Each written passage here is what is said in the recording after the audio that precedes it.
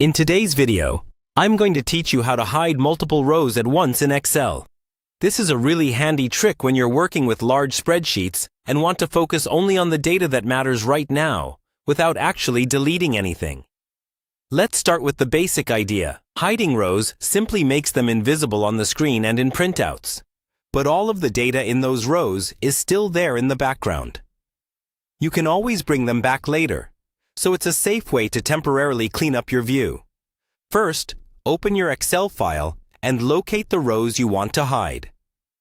The row numbers are on the left side of the sheet, in the gray area. To hide a group of rows that are next to each other, click on the number of the first row you want to hide.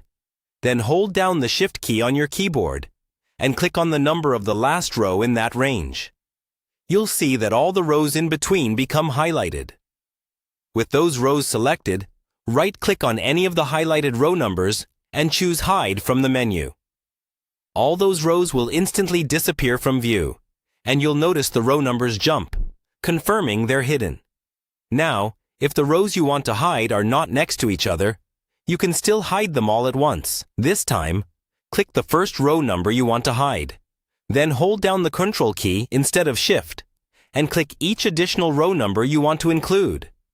Each clicked row should highlight individually. When you're done selecting all of them, right-click on any one of the highlighted row numbers and again choose Hide. Excel will hide all of those non-adjacent rows together. If you ever need to unhide the rows, look for the gap in the row numbers. For example, if you see row 5 followed immediately by row 10, that means rows 6 through 9 are hidden. Click and drag to select the visible rows above and below the gap. Right-click on the selection and choose Unhide. The hidden rows will reappear with all of their data intact. A quick tip: hiding rows is great for summaries, reports, or when sharing a sheet with others and you don't want to overwhelm them with every detail. Just remember that hiding rows does not protect sensitive information. It only makes it less visible.